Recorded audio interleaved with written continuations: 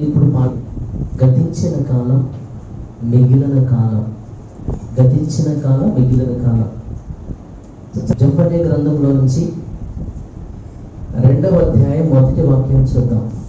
సిగ్గుమాలిన జనులారా, పుట్టు గాలికి ఎగురునట్లు సమయము కూడా గతించుచున్నది. పుట్టు గాలికి ఎగురునట్లు సమయము గతించుచున్నది. పుట్టు గాలికి ఎగిరిపోతుంది అనే విషయం మనందరికీ తెలుసు.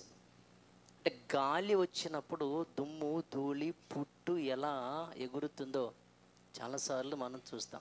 కొంచెం బలమైన గాలి వచ్చింది అనుకోండి, సుమారుగా గంటకి 225-240 కిలోమీటర్ల ఆ వేగంతో వస్తున్నటువంటి గాలికి అసలు వస్తువులు కూడా గాలికి ఏ రీతిగా ఎగిరిపడ్డాయో మనం చూసాం. సైకిల్స్ కానీ, బైకులు కానీ, ఏమండి, మనుషులు సైతం కూడా ఆ బలమైన గాలికి ఏ రీతిగా వాళ్ళు వెళ్ళిపోతున్నారో మనం చూసాం. అలాగే ఇంటి మీద ఉన్నటువంటి ఆ రేకులు కానీ, అలాగే చెట్లు కానీ, ఆ వచ్చిన బలమైన గాలి సుమారుగా 250 కిలోమీటర్ల వేగంతో వచ్చినటువంటి ఆ యొక్క గాలికి ఎలాంటి పరిస్థితి మనం ఆ వీడియోలో మనం చూడవచ్చు. ఇక దుమ్ము ధూళి పొట్టు అంటే ఇక మామూలుగా ఉండదు. అంటే గాలి వచ్చినప్పుడు పొట్టు లేదంటే దుమ్ము ధూళి పొట్టు అనేది ఎంత స్పీడ్గా ఇక్కడి నుంచి అక్కడికి వెళ్ళిపోతుందో సమయం కూడా అలాగే గతిస్తున్నది అని దీని యొక్క అర్థం. దేవుడు మనకిచ్చిన సమయం అని చూసారా?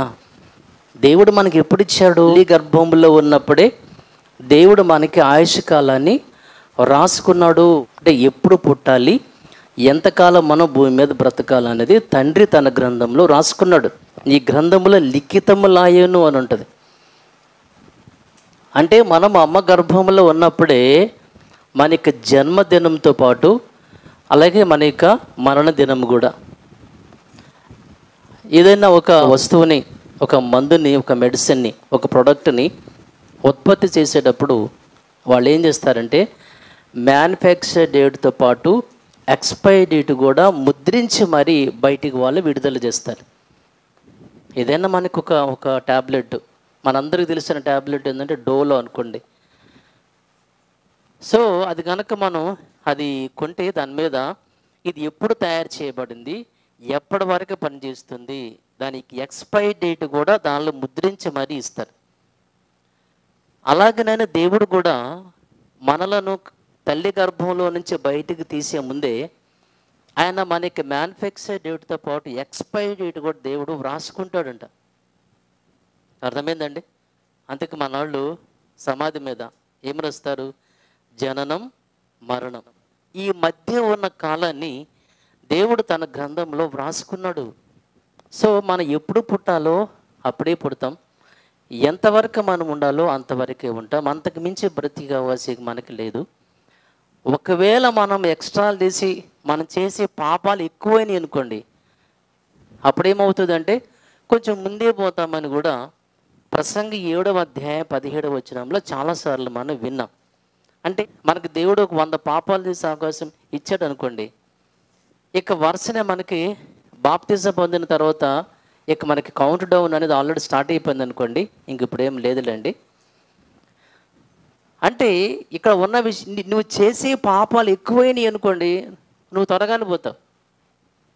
అందుకే బైబిల్లో ఎన్నిసార్లు గద్దించినా, హెచ్చరించినా, బోధించినా వినకపోతే మరి తిరుగు లేకుండా హఠాత్తుగా పోతాడు అని కూడా బైబిల్ 29 సామెతల్లో మనం చూస్తాం. వీడు ఎంత చెప్పినా వినిసావడు, కఠినమైన హృదయం, ఎంత చెప్పినా మారిసావడు అనుకుంటే ఎప్పుడు పోతాడో తెలీదు. అర్థమైందండి? సో అంటే దీన్ని బట్టి మనకు ఏం అర్థమవుతుందంటే రేపేమి సంభవిస్తుందో మనకు తెలియదు అనేటువంటి విషయం మనకు అర్థము. పైగా ఇప్పుడు ఉన్న పరిస్థితి, ఈ కరోనా వచ్చిన తర్వాత రకరకాలైన జబ్బులు జనాలకి బయటపడుతున్నాయి.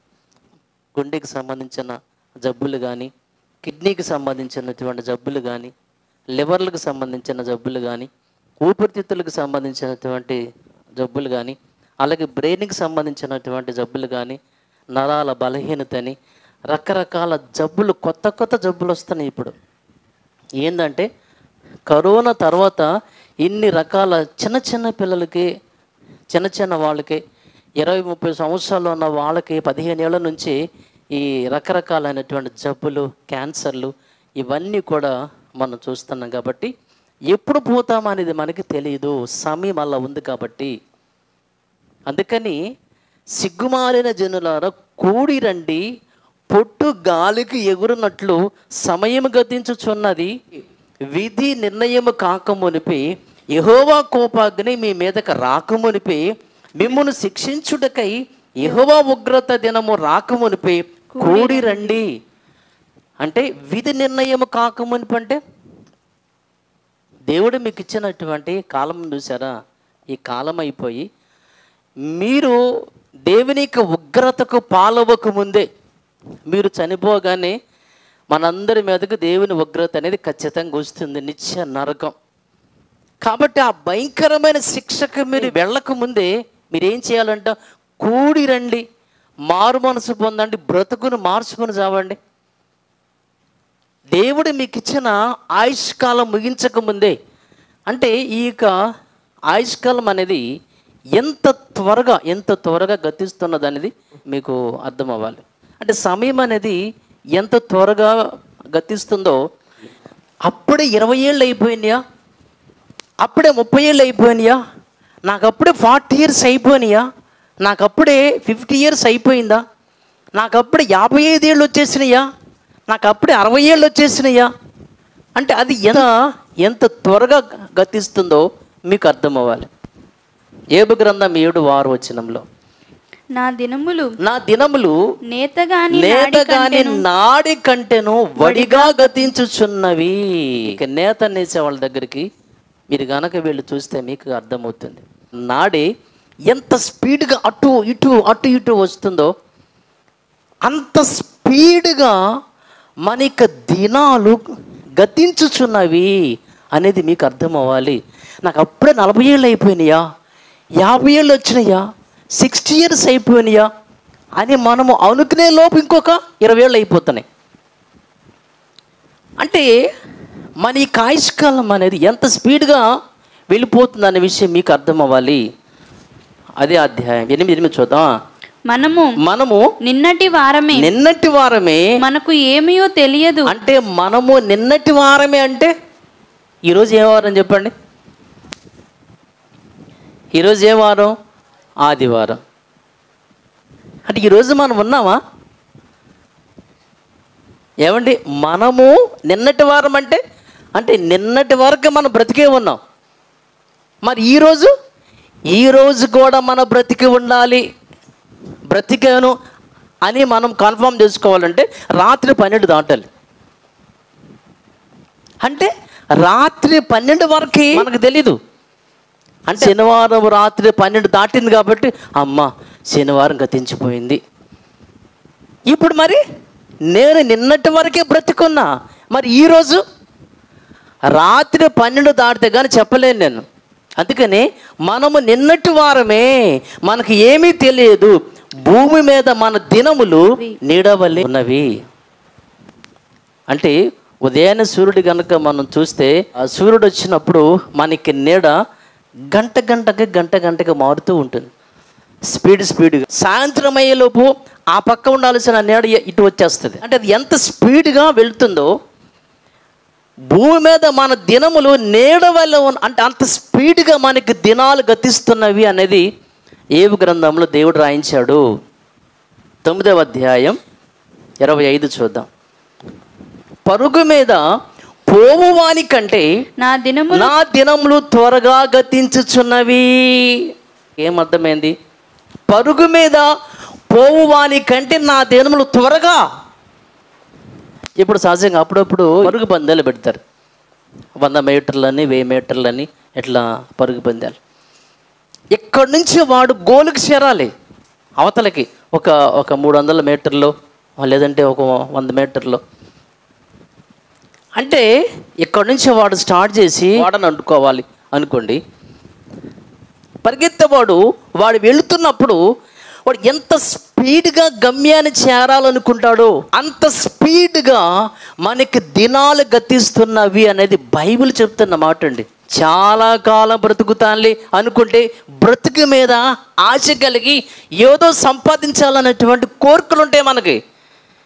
ఏమో రేపే పోతానేమో, ఎప్పటికప్పుడు అండి ఈ రాత్రి నేను ఏమైపోతానని ఫీలింగ్ మనకు ఉండి అలా మనం పండుకోవాలి.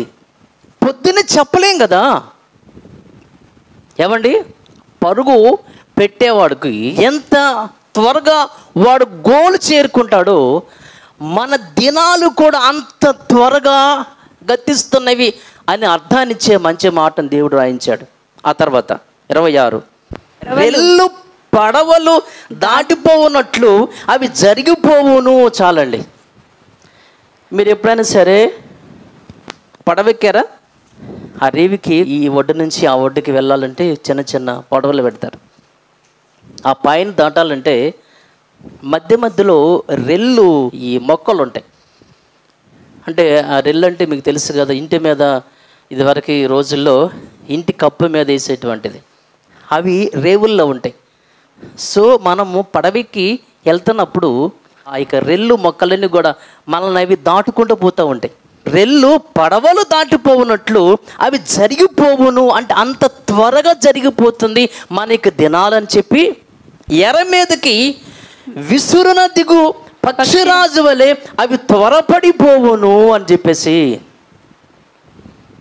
అంటే పక్షిరాజు అంటే పెద్ద మీకు తెలుసు కదండి, గద్ద అండి. గద్ద పైకి అలా వెళ్తూ ఉంటుంది.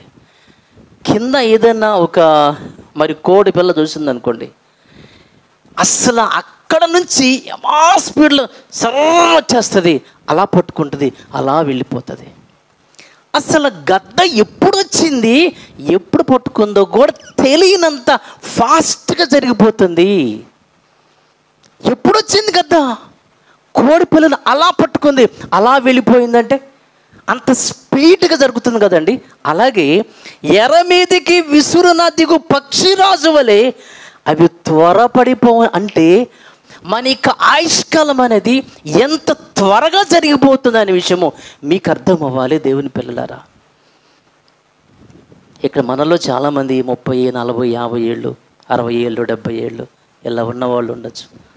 అరే ఎంత త్వరగా అయిపోయింది ఏంటండి, నాకు మొన్నేగా పెళ్ళైంది అనుకుంటున్నాను నేను. అంటే అంత స్పీడ్గా, అరే నా కూతురు పుట్టి 20 ఏళ్ళు అయిపోయిందా అంటే ఎందుకంటున్నానంటే ఆయుష్ అనేది, మన దినాలు అనేవి ఎంత త్వరగా స్పీడ్గా వెళ్ళిపోతున్న సంగతి మీకు అర్థం అవ్వాలి. ఆవిరి లాంటిది. అర్థమైందండి?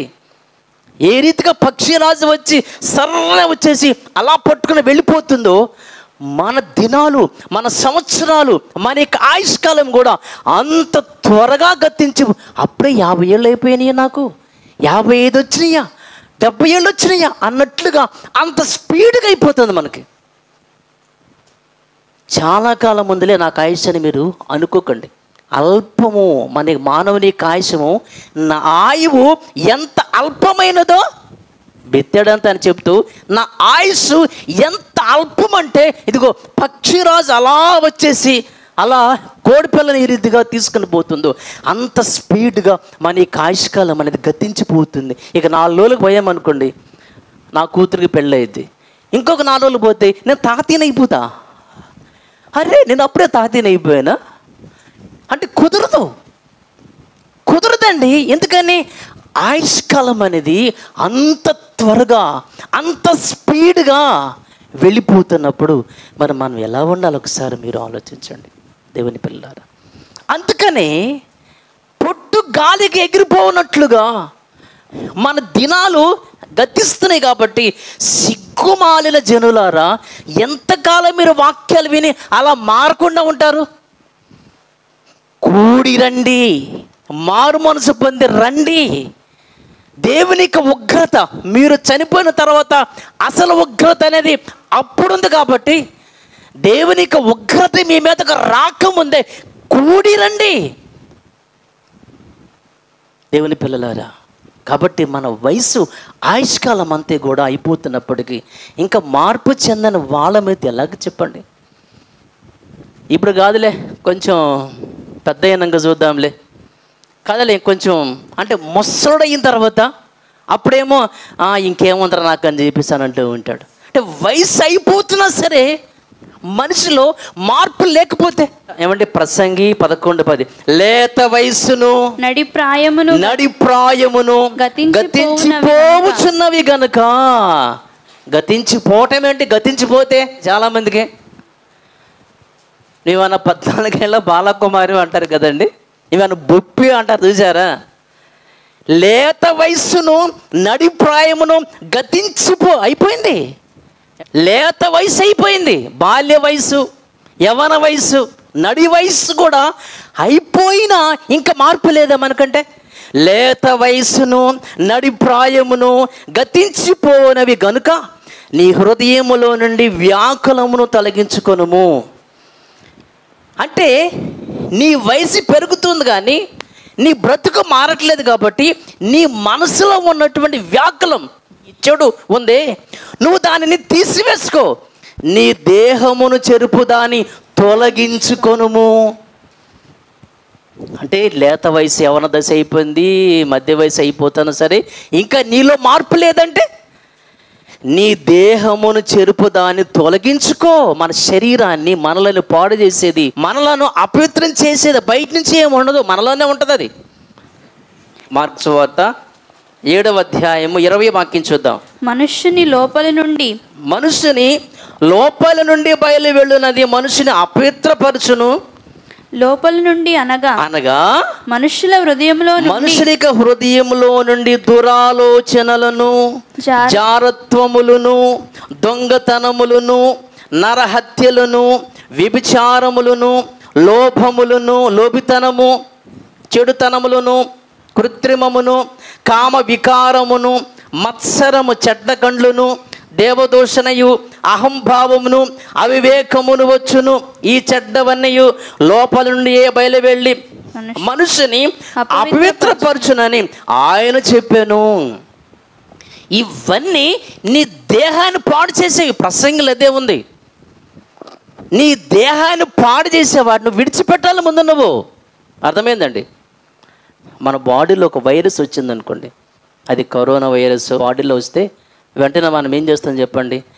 ట్యాబ్లెట్ తీసుకుంటాం, క్యాప్సిల్ వేసుకుంటాం, లేదంటే అరకు ఏదన్నా ఇస్తే అరకు వేసుకుంటాం.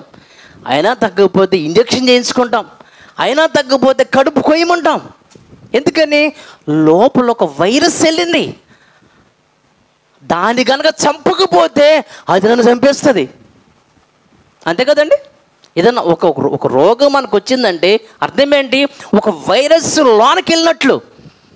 అందుకని మనం ఏం చేస్తున్నాం? దానిని చంపేస్తాం ట్యాబ్లెట్లతో, ఇంజక్షన్తో, మందులతో. దాన్ని కనుక చంపకపోతే అది మనలను చంపేస్తుంది ఏదో ఒక రోజున. ఇవి కూడా అంతేనండి.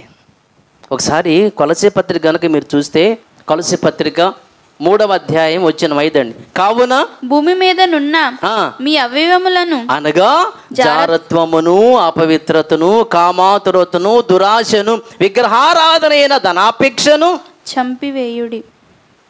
చంపండి, లేకపోతే ఏమండి? అంటే ఇవన్నీ కూడా ఇప్పుడు ఫర్ ఎగ్జాంపుల్ అండి, ఇంట్లో పాము దూరింది అనుకోండి, ఇప్పుడు ఎవరిని కాటేస్తుందో తెలియదు కదా ఇంట్లో వాళ్ళని. నిద్ర పట్టదిక్కు మనకి ప్రశాంతంగా ఉంటామండి.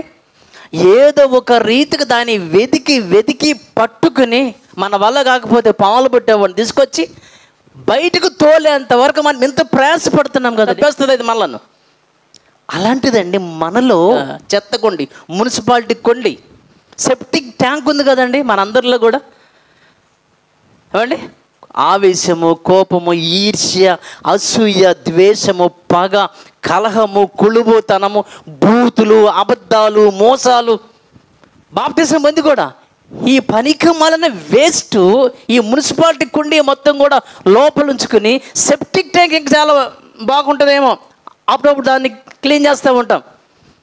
కానీ ఇది మాత్రం క్లీన్ అవ్వదే, మురుగుంటుంది, గబ్బు కొడతా ఉంటుంది కదండి.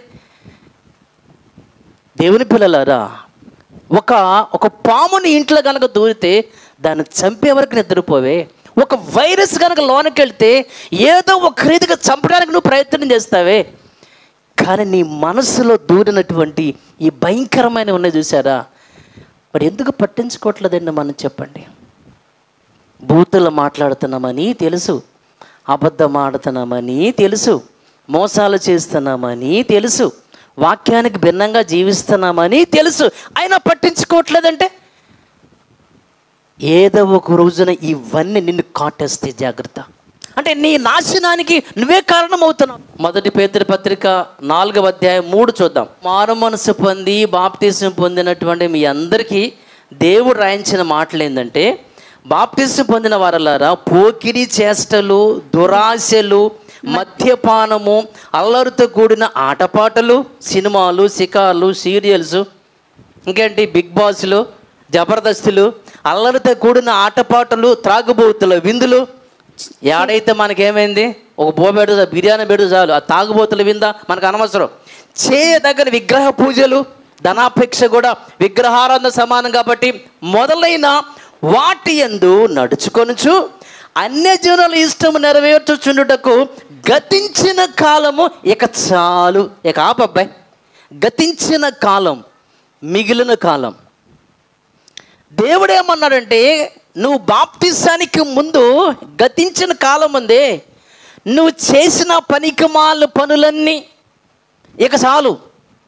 నువ్వు మాట్లాడిన బూతులు కానీ, నీ అబద్ధాలు, మరి మోసాలు, పోకిరి చేష్టలు, నీ అలరత కూడినటువంటి ఆటపాటలు, విగ్రహారాధన, మరి ఇవన్నీ కూడా ఇక చాలు.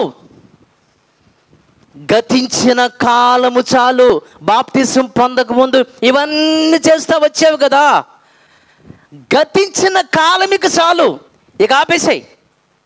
వీటిలో చెబుతూ అన్యజనుల ఇష్టము నెరవేర్చుచుండుటకు గతించిన, ఇవన్నీ చెబుతూ ఆఖరికి ఏం చెప్పాడంటే, అన్యజనుల ఇష్టము నెరవేర్చుచుండుటకు గతించిన కాలమే చాలును అని చెప్పారు.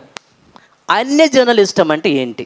పోకిరి చేష్టలు మానేశాం, దురాశలు మానేశాం, మద్యపానము మానేశాం, అల్లరితో కూడిన ఆటపాటలు మానేశాం, త్రాగుబోతుల విందులు మానేశాం, విగ్రహ పూజలు మానేశాం. లాస్ట్లో ఒకటి ఉందండి, అన్యజనుల ఇష్టం నెరవేర్చుచుండుటకు గతించిన ఇక చాలు. అంటే బాప్తిసాన్ని పొందక ముందు నువ్వేం చేశా? అన్యజనులకి ఇష్ట ప్రకారంగా బ్రతికేవు కదా, ఇక ఆపి. అన్యజనులు అంటే ఎవరు? చాలామంది సహజంగా మన యొక్క ఉద్దేశం ఎలా ఉంటుందంటే, హిందువులు అన్యజనులు, ముస్లిమ్స్ అన్యజనులు, దేవుడు లేడనే వాళ్ళు అన్యజనులు. అవును కదండి? వీళ్ళేనా? వాళ్ళందరూ కూడా అన్యులే, అన్యజనాంగమే. ఏమండి? అన్యజనుల ఇష్టము నెరవేర్చుచుండుటకు గతించిన కాలమే చాలంటే, అన్యజనులు అంటే హిందువులు అనుకోండి, హిందువులకు సంబంధించినటువంటి కార్యక్రమాలు కనుక మనం చేస్తే చేయకూడదు కదా బైబిల్ ప్రకారంగా. అంటే ఏంటవి? రేపు దసరా వస్తుంది, దసరా పండుగ చేస్తాం, దీపావళి వస్తే దీపావళి కూడా చేస్తాం, సంక్రాంతి వస్తే సంక్రాంతి కూడా చేస్తాము. అంటే అన్యజనులకు సంబంధించినటువంటి ఇష్టాలు, వాళ్ళ యొక్క ప్రోగ్రామ్స్, కార్యక్రమాలని ఇవన్నీ అనుకుంటాం, నిజమే, అవన్నీ కూడా. ఇప్పుడు దేవుడు ఒక మంచి ఆన్సర్ చెప్పాడు. ఏమండి? అన్యజనులు అంటే వీళ్ళేనా అని అంటే, అసలు క్రీస్తుని నమ్మని వాళ్ళు, మరొక మాటలు చెప్పాలంటే బాప్తిస్మము లేని వాళ్ళందరూ కూడా అన్యజనులే. అన్యజనులు అంటే ఒక హిందువులు, ముస్లిమ్స్, నాస్తికులు అనుకుంటున్నాం వీళ్ళు. కానీ దేవుడు చెప్పినటువంటి ఆన్సర్ ఏంటంటే, క్రీస్తు నమ్మని వాళ్ళు, దేవుని నమ్మని వాళ్ళు, బాప్తిస్మము లేని వాళ్ళందరూ కూడా క్రీస్తు నమ్ముకుని బాప్తిస్మం పొందిన వాళ్ళు మాత్రమే దేవుని పిల్లలు. దేవుని పిల్లలు కాని వాళ్ళు అన్యులు, పరజనులు, ఫారినర్స్, అన్య జనాంగం. ఒకప్పుడైతే ఇశ్రాయేలీలే దేవుని పిల్లలు, అందరూ అన్యులే. ఇప్పుడు ఎవరైతే క్రీస్తు ద్వారా తండ్రి వద్దకు వచ్చారో వాళ్ళందరూ కూడా దేవుని పిల్లలు అయిపోయారు కాబట్టి మిగిలిన వాళ్ళందరూ అన్యజనులే. ఆ యొక్క అన్య జనాంగంలో ఎవరెవరు ఉన్నారు మీకు చెప్పనా? మీ ఇంట్లో మీ అమ్మ, మీ నాన్న ఉన్నారు, నీ కడుపున పుట్టిన పిల్లలు ఉన్నారు, మీ అక్క చెల్లి ఉన్నారు, నీ అన్న తమ్ముడు ఉన్నారు, నీ రక్త సంబంధికులు ఉన్నారు, నీ బంధువులు కూడా ఉన్నారండి. ఇక్కడ అన్యజనులు అంటే హిందువులే కాదు, ఇక్కడ ముస్లిమ్సే కాదు ఇక్కడ, అర్థమైందండి? క్రీస్తుని ఎరుగని, క్రీస్తుని నమ్మని, బాప్తిస్మము లేని, రక్షణ లేని వాళ్ళందరూ కూడా అన్యులే. వాళ్ళలో మన ఫ్యామిలీ మెంబర్స్ మొత్తం ఉన్నారు. ఆ విషయాన్నే మాట్లాడుతూ అన్యజనుల ఇష్టము నెరవేర్చుచునుటకు గతించిన కాలం చాలిక. బాప్తిస్మం పొందక ముందు అమ్మ చెప్పినట్టు చేసావు, నాన్న చెప్పినట్టు చేసావు, భర్త చెప్పినట్టు చేసావు, భార్య ఇష్ట ప్రకారంగా చేసావు, పిల్లల ఇష్ట ప్రకారంగా చేసావు, బంధువుల ఇష్ట ప్రకారంగా చేసావు. గతించిన కాలం ఇక చాలు. అన్ని జనుల యొక్క ఇష్టాన్ని ఎప్పుడు మనకి చేసే అవకాశం వచ్చిందంటేనండి, ఏదో ఒక కార్యక్రమం మన ఇంట్లో జరగాలి. అప్పుడు కానీ మన సంగతి బయటపడదు. అప్పటిదాకా అమ్మాయి మంచి విశ్వాసి, మారు మనసు పొందింది, బాప్తిసం పొందింది, సంఘంలో పాటలు పాడిద్ది, ప్రార్థన చేసిద్ది, ప్రసంగాలు చేసిద్ది. కానీ ఇంట్లో చిన్న కార్యక్రమాన్ని సార్, ఇప్పుడు పిల్లాడు పుట్టాడు అనుకుంది, ఎగ్జాంపుల్ పిల్లాడు పుట్టారు అంటేనే మన వాళ్ళు ఏం చేస్తారంటే కాళ్ళకి నల్ల తాడు ఒకటి ఎత్తారు. ఎందుకు ఇస్తారు అది? సరే మొత్తానికి ఇస్తారు. ఇక మనవాళ్ళు దిష్టి ఎండుమిరగాయలు లేదా నిమ్మకాయలు తీసుకొచ్చి ఈ క్షుద్ర తీసేవాళ్ళలాగా తీసుకొచ్చి మొత్తం ఇలా చేస్తారు. ఇక బుగ్గన మాత్రం నల్ల చుక్క కూడా పెడతారు స్నానం చేయించిన తర్వాత. దిష్టి తగిలితాయని పిల్లలకి, పుట్టిన పిల్లలకి చీకటి తిరుగుతూ ఉండిద్దమ్మా. నువ్వు చూసావా? అదే దెయ్యాలు తిరుగుతూ ఉంటే ఇక రాత్రిపూట, పగలు తిరగవా? అందుకని దిష్టి తగలకుండా ఏమండి ఈ ఇంటి ముందు ఒక ఇలా పళ్ళు పెట్టి, పాస్టర్లు కూడానండి. అంటే పుట్టిన పిల్లవాడి దగ్గర నుంచి ఎలా స్టార్ట్ అవుతుందో మీకు అర్థం అవ్వాలి. 6 నెలలు వచ్చింది అన్నప్రసన్న కార్యక్రమం. ఇక అమ్మోళ్ళు, నాన్నోళ్ళు, బంధువులు ఎలా చేయాలి, అలా చేయాలి, ఇలా అలా అని చెప్పేసి ఇక వాళ్ళు అన్యజనుల ఇష్టం, అన్యజనుల ఆచారాలు అమలు, మారు మనసు పొందారు, బాప్తిసాలు పొందారు. ఇక మామూలే, ఇదే అదే. ఏమండి? తర్వాత వెంట్రుకలు తీయాలండి 3వ సంవత్సరంలోనో, సంవత్సరం తర్వాత ఎప్పుడు చెప్తారు అన్నాడు. ఏం చేయాలి? హిందువులైతే ఆడికెళ్తారు తిరుపతితో, ఇంకేదన్నా వాళ్ళ యొక్క విగ్రహాల గుడికి వెళ్తారు. మనోళ్ళైతే నాగపట్నమో లేకపోతే గుణదల సాగరమాత కదండి. వెంట్రుకలు అక్కడే తీయాలండి. అమ్మ మొక్కుకుందండి, నీ కొడుక్కి మీ అమ్మ మొక్కుకోవటం ఏంటి? నాకైతే ఇష్టం లేదు. నేను ప్రార్థనకి వెళ్తాను, చర్చికి వెళ్తాను కదా. నాకు మా అమ్మ ఇష్టం. మీ అమ్మ ఎవరు?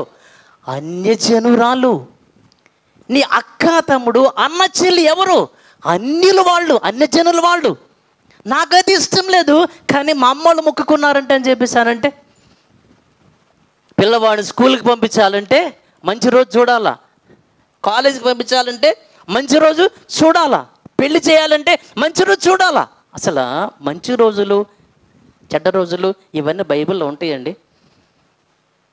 అది కాదండి, దుర్పైసలో 5:15 ఏమ్మా దినములు చెడ్డవంటే అర్థం ఏంటి? చాలామంది పాస్టర్లు బోధిస్తున్న బోధన నేను మీతో చెప్తున్నా వినండి. దినములు చెడ్డవనుంది కదా. ఏ దినము చెడ్డది? ఇప్పుడు దానికి అర్థం కూడా తెలియనటువంటి వాళ్ళు పాస్టర్లు అంటే ఏం చెప్తాను చెప్పండి. మొన్న ఈ చిన్నరావూరి సెంటర్లో ఒకడు భయంకరంగా కొట్టాడు, కాలు ఇరిగిపోయింది. అమ్మో ఘోరంగా కొట్టాడు. ఆ తర్వాత మొన్న ఒక రోజున ఆ స్వరాజ్ థియేటర్ దగ్గర రౌడీ షీటర్ అంట కత్తితో పొడి చేసాడు, గొడ్డలతో నరికి పడేశాడు. ఇలాంటి సంఘటనలు అప్పుడు మన పిల్లల్ని పిలిస్తే మనం ఏమంటాం చెప్పండి? అది నాన్న రోజులు బాగాలేదురా, జాగ్రత్తగా ఉండి అంటారు. అప్పుడు వీడేమనాలి? ఏ రోజు బాగదు మమ్మీ, శుక్రవారమా, శనివారమా, మంగళవారమా? కొంచెం జాగ్రత్తగా ఉంటారంటే అర్థం ఏంటి? రోజులంటే అర్థం ఏంటి? శుక్రవారం, శనివారం పరిస్థితులు బాగాలేదని అర్థం. కానీ ఈ రోజున హిందువుల కన్నా మన వాళ్ళే బ్యాచ్యే ఈ క్రైస్తవులు. ఏమండి, పిల్లకో పెళ్లి చేయాలంటే, లేదంటే ఆ పెళ్ళికి ముందు పిల్లాడికి లుంగిలు ఇవ్వటమో, లేదంటే అమ్మాయిలకి మరి మెచ్యూర్ ఫంక్షనో, నేను అనుకోలేదండి, మా అమ్మోళ్ళు అనుకున్నారు, వాళ్ళ మేనమామ అనుకున్నాడు. ఏమండి, ఇలాంటి కబుర్లు మనం చెబుతూ ఉంటాం. అన్ని జనులకి ఇష్టం ఉందే చాలు గతించిన కాలం. ఇవన్నీ ఎప్పుడు వస్తాయి అంటే ఇలాంటి ప్రోగ్రామ్స్ వచ్చినప్పుడు బయటపడతాయి మొత్తం కూడా. పెళ్ళికి మరీ దారుణం కదండి. కూతురు కొడుకు ఆ పెళ్ళి అంటే అక్కడ దేవుడికి కానీ, వాక్యానికి కానీ, భక్తికి కానీ, ఆత్మీయతకి కానీ అవకాశం ఉండిద్దండి అసలు. ఏమండి, కార్డులు ప్రింట్ చేస్తే 4 పక్కల పసుపు రాయాలి. ఎందుకండి పసుపు? ఎందుకండి అసలు అది? మీ ఉద్దేశం ఏంటి? పిల్లకి పిల్లాడికి పెళ్ళి కావాలంటే ముహూర్తాలు పెట్టాలి ముందు. సిద్ధాంతి వద్దకు వెళ్తాం, సిద్ధాంతి గారు మంచి ముహూర్తం పెట్టండి మా అమ్మాయి పెళ్ళి, రోజు మంచి రోజు ఏదో చూసాము ముహూర్తం పెట్టమని. అంటే ముహూర్తం బాగుంటే పెళ్ళిళ్ళు బాగుంటాయేనా? వాళ్ళ కాపురాలు బాగుంటాయేనా? వాళ్ళ ఏమండి, సీతారాముడి పెళ్ళి అంటే వేద గ్రంథాలను బట్టి మనం ఆలోచిస్తే సీతారాముల పెళ్ళి ఖచ్చితంగా ముహూర్త ప్రకారంగానే జరిగిద్ది కదండి. ఎందుకని రావణాసురుడు వచ్చి సీతను తీసుకుని వెళ్ళిపోతాడు? సరిపోయాడు, భార్య కోసం వెళ్ళాడు రాముడు, యుద్ధాన్ని చేశాడు, మొత్తానికి భార్యని ఇంటికి తెచ్చుకున్నవాడికి మళ్ళా భార్య మీద అనుమానం లేదు. వెళ్ళిపోను, మళ్ళీ తిరిగి వెళ్ళిపో. ఏమండి, వాళ్ళ కుటుంబంలో ఇలాంటి అలజడి, అశాంతి, అసమాధానం, చీకటి ఎందుకు? ముహూర్త ప్రకారంగానే పెళ్లి జరిగిందిగా. 1వ తారీఖు వచ్చింది కదండి, అందరికి ఫంక్షన్లు ఇస్తారు. వీరిలో ప్రత్యేకించి విడో ఫంక్షన్ కూడా ఇస్తారు కదండి, విధవరాళ్ళ ఫంక్షను. ఆడికి వెళ్ళండి, మీరు ఇంటర్వ్యూ తీసుకోండి. అమ్మా, నీ భర్త పోయాడు కాబట్టి గవర్నమెంట్ వాళ్ళకి ఏమి ఇస్తున్నారు? ఫంక్షన్ ఇస్తున్నారు కదా. నిజంగా మీ పెళ్ళి ముహూర్త ప్రకారంగా జరిగిందమ్మా? జరిగిందండి, వేద మంత్రాల మధ్య అని అంటారు. మరి ఎందుకని ముహూర్త ప్రకారంగానే జరిగినటువంటి నీ పెళ్ళి పెడాకులైందేంటి? కొంతమంది బ్రాహ్మణ పూజారులు, సిద్ధాంతులు ఉంటారు కదండి, వాళ్ళ పిల్లలు కూడా వస్తున్నారు వీడియోస్గా ఫంక్షన్ తీసుకోవడానికి. ఏంటి అని అంటే, ఏమండి, బ్రాహ్మణుడు పూజారి ఏం చేస్తారు? వాళ్ళ జాతకం వీళ్ళ జాతకం తీసుకుంటాడు, 2 జాతకాలు కూడా కలవాలి, ముహూర్తం కరెక్ట్గా పెట్టాలి, తాళి కరెక్ట్గా కట్టాలి, ఇవన్నీ చేస్తారు కదా. మరి ఎందుకని తన కూతురు వీడియో అయిపోయింది? ముహూర్త ప్రకారంగానే కదా. ఎక్కడ ఉన్నామండి మనమందరం అండి, అన్ని జనుల యొక్క ఇష్టాన్ని నెరవేర్చడం తప్ప ఇంకేముందండి ఇక్కడ? భయం, మనకి భయం. దేవుడి కన్నా మనుషులు చెప్పే భయం ఉందే, దానికి ఎక్కువగా భయపడతా. అమ్మో, టయానికి జరగకపోతే, ముహూర్త ప్రకారంగా జరగకపోతే. ఏమండి, నేను నా పెళ్ళి గురించి మీతో చెప్పాను చాలాసార్లు. బుధవారం మా నాన్న వద్దని అసలు ఫీల్ అయ్యాడు, అడ్డం తిరిగాడు. పైగా అది లెంట్ డేస్, అస్సలు క్రైస్తవ పెళ్ళిళ్ళు జరగవు. నేను చేసుకున్నానే, మా ఇద్దరు కాపురం 21 ఏళ్ళు అయిపోయింది ఇప్పటికి, బాగానే ఉన్నాంగా. మరి మేము ఇక ఇంటి విషయం అంటారా, మొత్తం అంతా వాస్తుకు విరుద్ధంగానే ఉంటుంది. అన్య జనులకి ఇష్టం, ఆచారాలను చూసారా? సిద్ధాంతం వచ్చి మనకు చెప్పాలి, డేట్ ఎప్పుడు అనేది, స్థలం ఎప్పుడు అనేది. ఇల్లు కట్టుకున్నామండి పాస్టర్ గారు మా ఇంటి చేయడానికి. సరే వెళ్ళిపోయాం, మనం రిబ్బన్ కట్ చేసి లోనికి వెళ్ళి కిచెన్ రూమ్కి పోగానే ఆల్రెడీ ఒక స్టవ్ కొండబెట్టి పాలు పొంగిచ్చి ఉంటుంది. ఇదేంటంటే, అదండి మా ఆడపడుచు గారు వచ్చి, నేను వద్దన్నానండి, నేను చెప్పానండి, మా పాస్టర్ గారు ఒప్పుకోరని చెప్పామండి, మేము భక్తులమని చెప్పానండి, నీ ఇంటికి ఆవిడేంటి పెత్తనం? ఏమండి, నీ కొడుకు వాళ్ళ అమ్మాయికి ఇవ్వమని ఆమె బలవంతం అనుకోండి, నువ్వు ఇస్తావా? నా ఆడపడుచు బలవంతం తీస్తుందని ఇస్తావా? ఎందుకు నువ్వు? నీ ఇష్టం, నీ కొడుకు కదా. మరి నీళ్ళ సంగతి ఏంటి? నీ ఇష్టం కాదా? అంటే మనలో ఇంకా ఉందా లోపల? బాప్తిసం పొందలేదా మనం ఇంకా?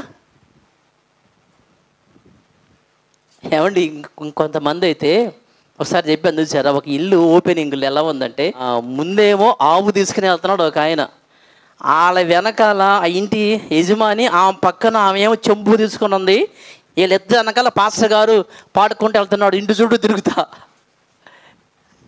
ఏంటంటే అసలు ఇది ముందేమో ఆవు ఇంటి చుట్టూ, తర్వాత ఏమో యజమానులు, తర్వాత ఏమో పాస్టర్ గారు.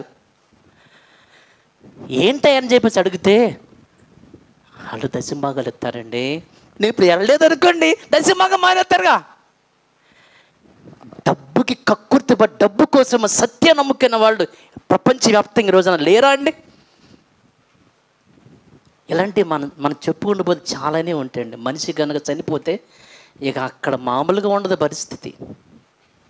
ఏమండి, ఆ శవానికి దండం పెట్టటాలు, కొబ్బరికాయలు కొట్టటాలు, తీసుకెళ్ళేటప్పుడు దింపుడు కళ్ళమని దింపాలి, చెవులో నాన్న నాన్న లే అని చెప్పేసి ఆయన అనాలి.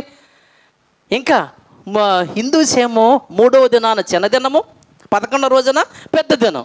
వీళ్ళేంది పేర్లు మార్చేసి 3వ రోజునేమో ఆదరణ కూడిక, 11వ రోజున జ్ఞాపకార్థ కూటం. జస్ట్ పేర్లే మార్పు అంతే, అంత ఒకటే. సాయంత్రం ఈపింది. ఎక్కడండి ఇవన్నీ కూడా? అంటే గతించిన కాలము చాలు. ఇవన్నీ చేసావు నువ్వు, ఇవన్నీ చేసావు. ఒంట్లో బాగపోతే ఏమండి, చికెన్ బాక్స్ వచ్చింది అనుకోండి, అమ్మో అమ్మోరు పూసిందమ్మా, అమ్మోరికి ఏది ఇష్టం అదే పెట్టాలి, ఏది ఇష్టం లేకపోతే అది పెట్టకూడదు. అసలు మారుమనసు పొందారా, బాప్తిసాలు పొందారా? ఇవన్నీ అన్ని జనుల యొక్క సాంప్రదాయాలు, ఆచారాలు కదండి. బాప్తిసం పొందక ముందు చేసావు చాలు, ఇక నువ్వు ఇక చాలది అంటే. మా వాళ్ళకి చెప్పాను అనుకోండి, వద్దు అనాలనుకోండి, అమ్మ ఇవన్నీ మేము చేయకూడదమ్మా, మేము ప్రేయర్కి వెళ్ళే వాళ్ళమమ్మా అని కనుక మేము అన్నామనుకోండి, అసలు ఊరుక నీకు అసలు బుద్ధి లేదు, నువ్వు మూర్ఖరాలివి అంటే అమ్మ ఎట్లాగా మాట్లాడుద్ది కదండి ఆ కూతురుతో. నువ్వే నా ప్రార్థనకు పోయేది, లోకల్ ఎవరు ప్రార్థనకు పోరా? మీ పాస్టర్ గారు ఒక టైపు, మీరు ఒక టైపు. మీకు అసలు బుద్ధి జ్ఞానాలు, మీరు అసలు మూర్ఖులు, మీరు అసలు మొండోళ్ళు. ప్రార్థన చేసి ఇది చేయకూడదా, అది చేయకూడదా అని మన వాళ్ళు ఏం చేస్తారు, బలంతం చేస్తారు. ఇక మనం ఏమంటాం, నాది ఏముందండి, అంత మా అమ్మ ఇష్టం, మా నాన్న ఇష్టం అండి.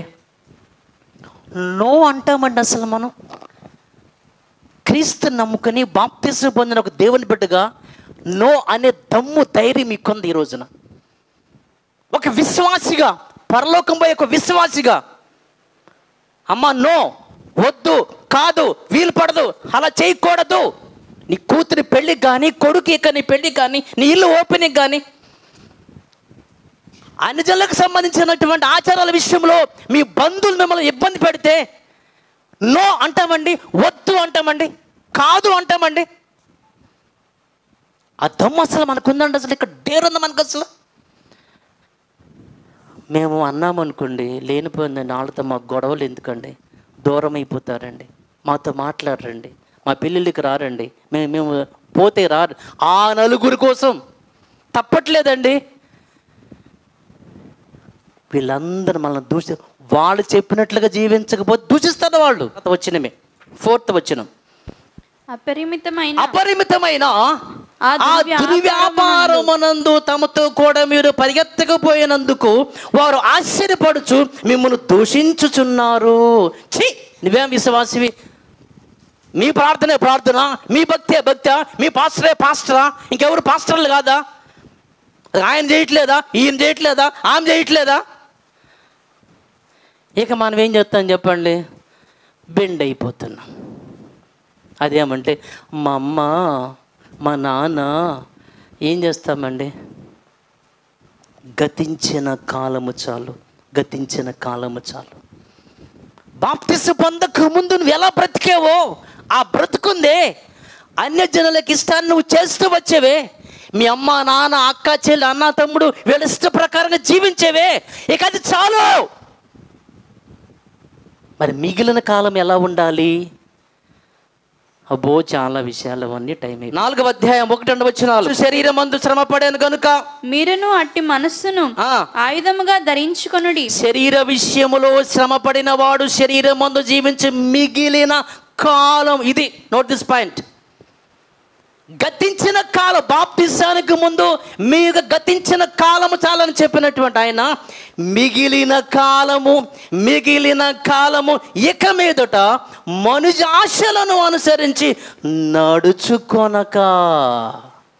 గతించిన కాలం చాలు, ఇంకా మిగిలిన కాలం ఎలా ఉండాలంట? మనుజ ఆశలను అనుసరించి నడుచుకొనవద్దు అంటే మరి మీరేమంటారు? ఎవరు మనుషులు? మీ అమ్మ తప్ప, మీ నాన్న తప్ప, మీ అక్క చెల్లి తప్ప, మీ అన్న తమ్ముడు తప్ప అందరూ మనుషులా? మరి వాళ్ళు అందరూ మనుషులే. అదే చెప్పాడు ఇక్కడ, మనుషుల యొక్క ఆశలను, మనుష ఆశలను అనుసరించి మిగిలిన కాలంలో నడుచుకోవద్దంటే అమ్మ మాట వినొద్దు, నాన్న మాట వినొద్దు, అక్క తమ్ముడు అన్న చెల్లి వద్దు మిగిలిన కాలంలో. దేవుని పిల్లలారా, చాలామంది ఏమంటారంటే మా అమ్మ యొక్క ఆశయాన్ని నేను నెరవేర్చాలంటారు. ఇంకొకడు మా నాన్న యొక్క ఆశయాన్ని నేను నెరవేర్చాలంటాడు. ఇంకొకడు నా పిల్లల యొక్క ఆశయాన్ని నేను నెరవేర్చాలంటాడు. ఇంకొకడు నా రక్త సంబంధికుల యొక్క ఇష్టాన్ని నేను నెరవేర్చాలని ఇంకొకళ్ళు అంటారు. మనమందరం ఎందుకు వచ్చామండి? ఎవరి ఇష్టాన్ని మనం ఇక్కడ చేయటానికి వచ్చామండి? ఎవరి ఆశయాలని నెరవేర్చాలో మనం చెప్పండి. కానీ మనమేమంటాం? మా అమ్మ ఇష్టపడిందండి, మా అమ్మ కోరుకుంది, నాకైతే ఇష్టం లేదు, అసలు నాకు ఇష్టం మా అమ్మే చెప్పింది. మా అమ్మ కదండి, మా నాన్న కదండి. మన భూమి మీదకి వచ్చింది అమ్మ నాన్న యొక్క ఆశయాన్ని నెరవేర్చడానికి కాదండి.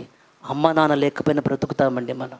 ప్రపంచంలో చాలా లక్షల మంది అమ్మ నాన్న లేకపోయినా సరే అనాథలుగా ఉండి గొప్ప గొప్ప వాళ్ళైన వాళ్ళు ప్రపంచంలో చాలామంది లేరా?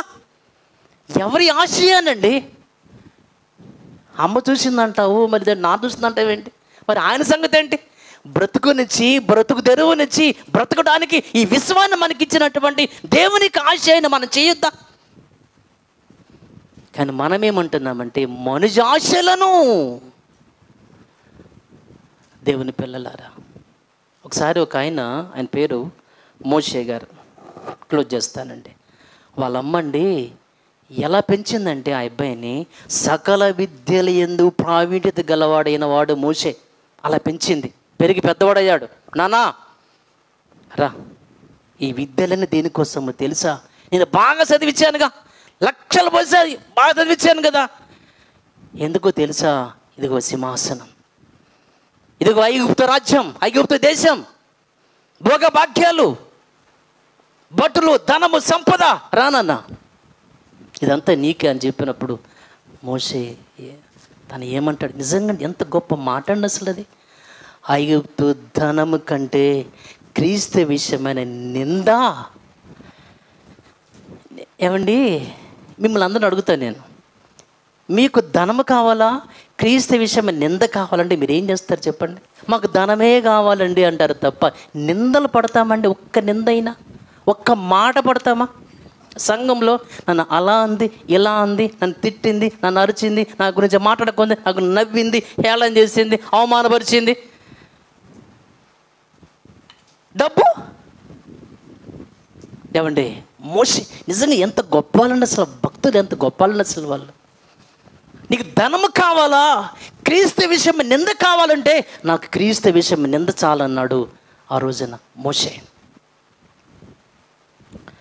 అంటే తల్లి పెంచి పెద్ద చేస్తే వాళ్ళ కోసం బ్రతకాలని, వాళ్ళ యొక్క ఆశయాన్ని అనుసరించి బ్రతకాలని మోషే అనుకోలేదు. ఈ రోజున మనమైతే తండ్రి ఆశయాన్ని నెరవేర్చాలి, అమ్మ ఆశయాన్ని నెరవేర్చాలని ప్రతి ఒక్కరూ ఆలోచించేవాళ్ళు ఇక్కడ ఎంతమంది లేరు చెప్పండి? నా ప్రియ దేవుని పిల్లలారా, బాప్తిసం పొందిన తర్వాత మిగిలిన శేషకాలం ఉందే, ఈ మిగిలిన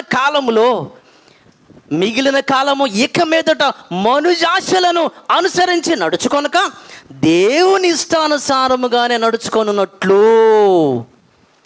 బాప్తిసానికి ముందు బ్రతికావు అమ్మ నాన్న ఇష్ట ప్రకారంగా, లోకానుసారంగా, అనుజనుల యొక్క ఇష్ట ప్రకారంగా బ్రతికావు. ఇక మిగిలిన కాలములో మనుజాశలను బట్టి కాదు, తండ్రి ఇష్ట ప్రకారంగా బ్రతికి శ్రమలు పడాలంటే అక్కడ ఏముందంటే విషయము, శ్రమ పడిన వారు శరీరమందు జీవించు మిగిలిన కాలము. శ్రమలు పడాలంటే ఎవరికైనా మీకు శ్రమలు పడాలి కాబోలు క్రీస్తు నమ్ముకున్న తర్వాత. మిగిలిన కాలం మనం ఎలా ఉండాలంటే, ఒకటి మనుషుల యొక్క ఆశయాలను, మనుషుల యొక్క ఇష్ట ప్రకారం మనం బ్రతకూడదు. ఏమండి, అమ్మ చెప్పింది ఎలా అని కాదండి, నేను బతుకుతాను చస్తాను ఆడి పెళ్ళికి ఇప్పుడే చిన్న పెళ్ళి చేద్దామని చెప్పేసి భయంకరంగా రంగరంగా వైపారంగా చేశారు.